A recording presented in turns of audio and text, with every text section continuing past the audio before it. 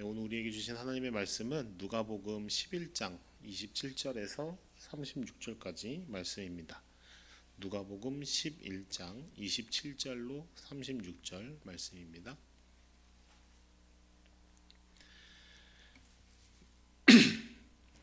네, 이 생명의 말씀을 한 절씩 교독하도록 하겠습니다. 이 말씀을 하실 때에 무리 중에 한 여자가 음성을 높여 이르되 당신을 뵌 태와 당신을 먹인 저지 복이 있나이다 하니 예수께서 이르시되 오히려 하나님의 말씀을 듣고 지키는 자가 복이 있느니라 하시니라. 무리가 모였을 때에 예수께서 말씀하시되 이 세대는 악한 세대라 표적을 구하되 요나의 표적 밖에는 보일 표적이 없나니 요나가 니네들에게 표적이 된 것 같이 인자도 이 시대에 그러하리라. 심판 때에 남방 여왕이 일어나 이 세대 사람을 정죄하리니 이는 그가 솔로몬의 지혜로운 말을 들으려고 땅 끝에서 왔음이거니와 솔로몬보다 더 큰 이가 여기 있으며 심판 때에 니느웨 사람들이 일어나 이 세대 사람을 정죄하리니 이는 그들이 요나의 전도를 듣고 회개하였음이거니와 요나보다 더 큰 이가 여기 있느니라. 누구든지 등불을 켜서 움속에나 말 아래에 두지 아니하고 등경 위에 두나니 이는 들어가는 자로 그 빛을 보게 하려 함이라. 내 몸의 등불은 눈이라. 내 눈이 성하면 온 몸이 밝을 것이요 만일 나쁘면 내 몸도 어두우리라. 그러므로 내 속에 있는 빛이 어둡지 아니한가 보라. 함께 읽겠습니다. 내 온몸이 밝아 조금도 어두운 데가 없으면 등불의 빛이 너를 비출 때와 같이 온전히 밝으리라 하시니라. 아멘.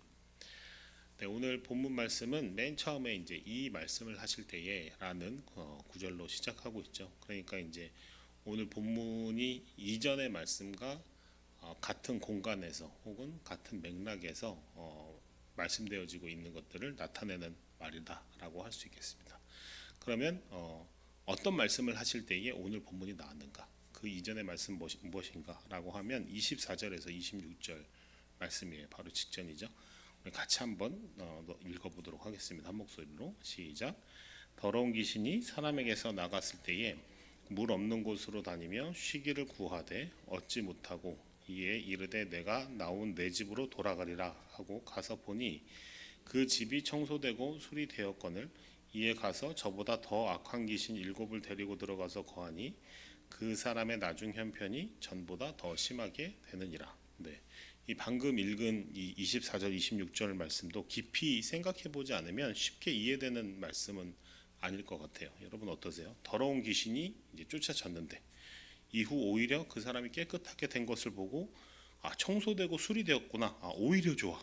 이런 마음으로 자기보다 더 악한 귀신 7을 데리고 가서 다시 그 사람의 형편이 오히려 귀신을 쫓기 전보다 더 안 좋아졌다. 이제 이런 말씀이에요. 어떤 이제 이 말씀 24절에서 26절 말씀을 들으실 때 혹은 많이 읽어보셨을 거 아니에요. 읽으실 때 어떤 마음이 드셨어요? 뭔가 좀 그냥 오히려 그냥 7 악한 귀신이 더 붙었구나. 아이고 귀신을 쫓아낸 게 오히려 더 안 좋게 되었구나. 안타깝네. 안 됐네. 그냥 이러면서 그냥 넘어가 지시던가요? 그러니까 물론 뭐 우리 워낙 이제 말씀을 하나님처럼 여기고 그죠? 너무 이제 사모하는 마음에 그냥 말씀에서 그렇다니까 혹은 이제 누군가가 말씀이 그렇다니까 그냥 그런가 보다 해. 뭐 이제 이렇게 얘기한다면야 뭐 당연히 넘어갈 수 있겠죠. 근데 뭐 시원하게 잘 납득이 되지는 않으시잖아요. 납득이 되시나요? 네, 워낙 우리 믿음이 좋으셔가지고. 근데 이제 아마 예수님의 말씀을 듣던 당시의 사람들도 이해가 잘 되지 않았을 거예요. 속 시원히 뭔가 이렇게 납득이 되는 이야기는 아니었을 것 같아요. 더러운 귀신이 나갔다가 오히려 그 사람이 악화되었다라는 요 이야기는 마태복음하고 누가복음에 나와 있는데 사실은 좀 중요한 영적인 원리가 숨겨져 있는 그런 이야기이기는 합니다.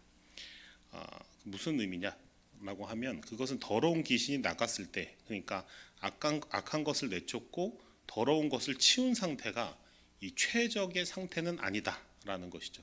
그러니까 단순히 귀신을 내쫓는 것에서 그치면 안 되고 오히려 그 이후에 선한 것, 바른 것으로 다시 채워 놓아야 한다라는 것이 가장 중요한 핵심 메시지다라고 볼 수 있어요.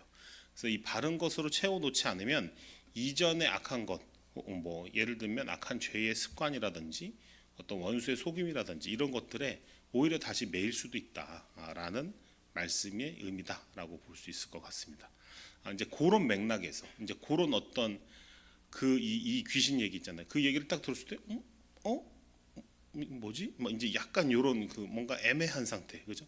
마음에 어떤 답답함이 있는 상태에서 요 말씀이 이어진다라고 보시면 될 것 같아요. 그래서 그런 맥락에서 오늘 본문을 대한다면 뭐 연결이 아주 자연스럽지는 않겠지만 이 28절의 예수님의 말씀이 이 갑자기 뜬금없는 말씀으로만 들려지지는 않을 수 있습니다. 그 맥락을 이해를 한다면, 그러니까 물론 갑자기 이 여인의 말도 뜬금없지만 예수님의 대답도 또 뜬금없거든요. 계속 뜬금없는 얘기들에 그냥 이렇게 나열이 아니고 요 귀신 얘기에 대한 어떤 자연스러운 물음을 가지고 있을 청중들을 향해서 오늘의 말씀들이 이어지고 있다. 이렇게 이해하시면 좋을 것 같아요. 이런 거죠. 만약에 더럽고 악한 행실에서 돌이키고자 한다면 그렇게 비우고 돌이키는 단계에서만 머물 것이 아니라 좋은 곳으로 채워야 할 것인데, 그러면 무엇으로 채울까? 뭘로 채워야 되지? 라는 어떤 자연스러운 물음이 이렇게 일어나고 있을 때에 그 상태에서 혹은 그 회중 앞에 혹은 이 말씀을 읽는 우리와 같은 독자들에게 대한 이 대답으로서의 예수님의 말씀이 오늘 이제 이 본문의 내용들이다라고 새길 수 있을 것 같아요. 되셨죠? 네, 감사합니다. 그러니까 당시 예수님의 신적 권위가 드러나는 말씀을 이제 들었을 이 무리 중에 한 여인이 오늘 본문에서요. 27절에서 말씀드렸듯이 정말 뜬금없는 선포를 합니다. 외치는 거죠. 당신을 뵌 태와 당신을 먹인 젖이 복이 있습니다. 이렇게 얘기를 하는 거예요. 뭐 조금 경박하게 얘기하면 어떤 의미냐? 야, 니네 엄마 좋겠다 이 말입니다. 네. 저도 이제 이런 말을 살면서 많이 들어봤습니다. 근데 안타깝게도 이제 다른 사람들이 저희 어머니에 대해서 부러워하거나 이제 이런 건 아니었고, 결혼 전에 저희 어머니랑 제가 이제 TV를 보거나 이러면 소위 이제 엄친아 같은, 그죠? 훌륭한 사람들이 이제 TV에 나올 때마다 우리 어머니가 그렇게 얘기를 했었죠. 야, 쟤네 엄마 얼마나 좋을까? 이제 이렇게 농담 반 진담 반으로 그렇게 얘기를 했었는데, 아무튼 네, 오늘 이 본문의 여인이나 저희 어머니나 별로 영향가 있는 말은 아니었던 것 같아요. 근데 이제 저희 어머니는 농담 반 진담 반이었을 거고, 이제 본문의 이 여인은 저희 어머니와는 달리 아마 100% 진심이었던 것 같아요. 근데 예수님에 대해서 정말 심각하게 오해하고 있는 겁니다. 그러니까 이 여인이 이 외침, 당신을 뵌 태와 당신을 먹인 적이 복이 있나이다라는 이 외침이 정말 진심이었다면, 이 여인은 심각하게 예수님을 오해하고 있는 사람의 이 전형적인 인물로서 오늘 본문에서 등장하고 있는 것이다. 이제 이렇게 이해하고 있어요. 무슨 말이냐면 29절에서 말하는 이 세대의 사람이자 34절에 눈이 어두운 자의 전형적인 인물로 이 여인이 이제 뭐랄까요? 그런 역할로 오늘 본문에 등장하고 있기 때문이죠. 왜 그런지는 계속 나눠보도록 하겠습니다. 그래서 이제 이런 뭐랄까요, 오해하고 있는 이 여인에 대해서 예수님이 28절의 말씀으로 깨우치도록 말씀하시는 거죠. 내 혈육이 복이 있는 게 아니라 하나님의 말씀을 듣고 지키는 자가 복이 있는 것이다. 이제 이렇게 얘기를 하시는 거예요. 이런 맥락에서. 그러니까 예수님은 이 여인의 말을 수정하시면서 단순히 혈연적인 어미의 복과 영광이 되는 분이 아니심을 나타내시는 거죠. 자기가. 그러니까 예수님이 단지 자신의 사역과 이런 말씀과 뭐 여러 가지 어떤 그런 행하신 일들이 단지 집안의 영광이 되고 엄마의 자랑이 되려고 한 게 아니다라는 것을 당연히 나타내시는 거고, 또 이 말씀을 듣는 독자들을 향해서는 그들이 품었을 질문, 단순히 악하고 더러운 귀신을 쫓아내는 것에서 그치면 안 되고 선한 것으로 채워야 할 텐데, 그러면 무엇으로 채워야 한다는 말인가? 라는 자연스럽게 일어날 만한 물음에 대한 대답으로서 오늘 이 말씀을 하시는 거죠. 그죠? 그 무엇으로 채워야 합니까? 하나님의 말씀으로 채워야 하는 거죠. 그죠? 그 말씀을 듣고 그것에 순종하는 것이 복이 되는구나. 그러니까 오히려 더 악한 귀신 7이 들려서 이전보다 더 안 좋은 형편이 되지 않기 위해 채워야 할 것인데, 비우는 것에서 그치지 않고 다른 것으로 채워야 할 텐데 뭘로 채우냐? 말씀과 순종으로 채워야 하는구나 라는 이제 그 답변을 이렇게 주시는 거라고 할 수 있겠죠.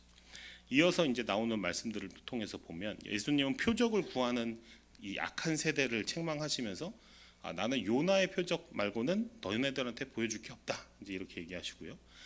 그럼 이건 또 무슨 의미냐라고 할 때 이 세대는 뭐냐면 이제 1차적으로는 예수님 당시에 그 시대의 사람들을 가리키는 말이에요. 그러니까 문자적으로 그 세대 사람들. 그러면서 동시에 무엇이냐? 이 타락 이후에 인간이 타락한 이후에 이 사망이 죽음이 다스리고 있는 시대를 살고 있는 사람들을 의미합니다. 그러니까 여전히 경쟁과 착취, 소유와 성취를 통해서 자신을 증명하고 상대적인 만족과 구원을 누리는 그 세대들. 그러니까 구원을 경험하지 못하고 여전히 이 죽음이 지배하는 세상, 그 삶의 양식, 그 삶의 방식에 머물러 있는 사람들이 어떤 사람들이냐? 이 세대에 속해 있는 사람들인 거예요. 그러니까 훨씬 신학적인 의미가 있다라고 생각하시면 좋을 것 같아요. 이제 그러한 세대에게 보여줄 표적이 요나의 표적밖에 없다라고 말씀하시는데, 이 요나의 표적은 큰 물고기에 먹힌 지 3일 만에 육지에 뱉어진 것과 같이 예수님도 죽은 지 사흘 만에 부활하시는 표적이고, 니느웨와 같은 악한 세대를 향한 이 회개의 선포가 밖에는 내가 너희에게 해줄 게 없다라는 말씀이신 것이죠. 악한 세대는 특별한 표적을 통해서 하나님의 뜻을 확인하고 싶어하고, 표적을 통해서 예수님이 이 세대를 초월하시는 분인지를 판별하고 싶어하는 것이죠. 네가 하나님의 아들이냐? 야, 그러면 증거해봐. 마치 광야에서 원수가 예수님을 시험했던 마음과 동일한 마음인 거죠. 그렇지만 예수님은 이미 하나님 나라의 확실한 표적이자 증거임을 이미 수없이 자신의 존재를 통해서, 사역을 통해서 이미 보여주셨어요. 그러니까 말씀하시는 게 뭐냐?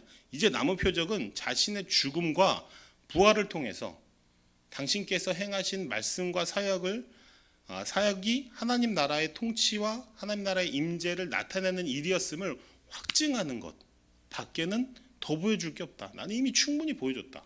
네, 이런 말씀이신 거죠. 되시죠? 좋습니다. 나아가서 오늘 본문 이전 26절의 말씀과 연결지어서 같은 맥락에서 이해해 보자면, 우리가 구하며 채울 것은 이적이나 표적이 아니라 참된 회개라는 것이죠. 그러니까 요나의 표적이 뭐예요? 예수님의 죽음과 부활이 하나의 메시지고, 또 하나는 회개의 선포이잖아요.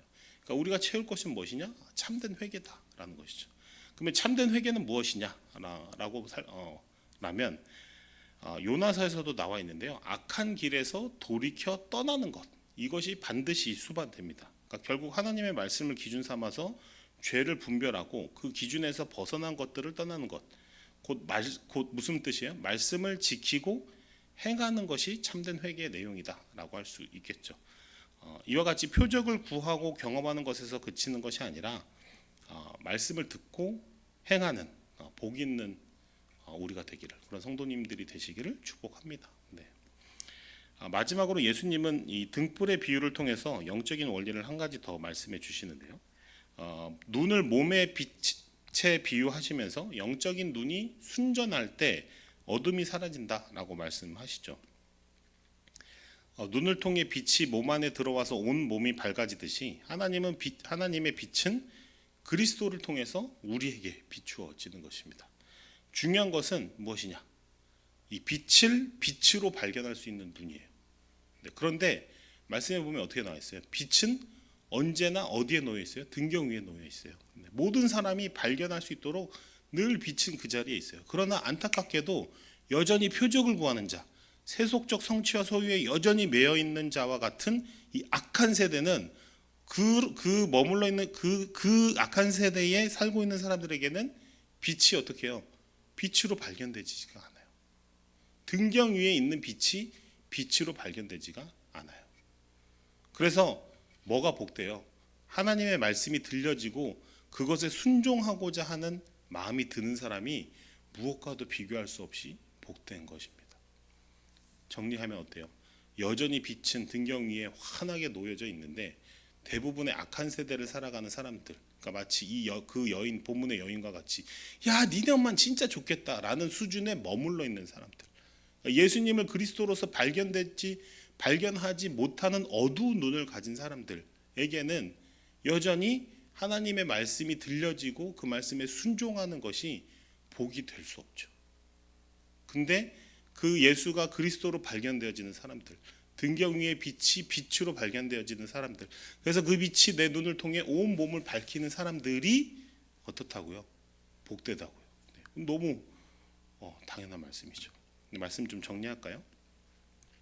오늘 본문을 통해서 좀 정리하고 드러날 수 있는 것은 이 악한 세대의 사람들은 여전히 표적을 구하면서 자기가 납득되고 이해될 수 있으면 믿겠다라고 합니다. 그러니까 표적을 구하는 거거든요. 그리고 여전히 사망이 주관하는 세상에 속해 있어서 예수님을 보면서도 그분이 진정 누구신지를 알아채지를 못하고 여전히 세속적 성취와 자랑의 관점에서 예수님을 바라볼 뿐인 것이죠. 그러나 예수님 말씀하십니다. 세속적인 성공과 성취가 아니라 하나님의 말씀을 듣고 지킬 수 있는 눈과 그 삶에 초대된 것이 복되다 하시는 것이죠. 새로운 표적이 아닌 이미 충만한 하나님의 말씀과 임재에 너희의 삶을 포개라 라고 말씀하십니다. 죽음을 이기시고 부활하신 그 충만하고 충분한 그 표적에 너희의 삶을 세우라 라고 하십니다. 죽음과 결핍이 다스리는 이 경쟁과 착취, 폭력과 굴림이 생존의 문법인 이 세대가 아닌 생명과 무한한 자원의 하나님의 통치로 섬김과 나눔, 사랑과 자비가 삶의 문법인 다가올 세대를 살아가라 라고 말씀하시는 것이죠. 하나님의 통치가 드러나는 이 다가올 세대가 비치는 오늘 되시기를 축복합니다. 더 이상 새로운 표적이 필요 없는 이미 충만한 하나님의 임재로 만족하는 오늘이 되시기를 소망합니다. 우리의 몸과 마음이 말씀과 순종으로 가득 차서 빛 되신 주님이 우리 온 존재에 가득한 저와 살아가는 성도님들 되시기를 기도합니다. 기도하겠습니다.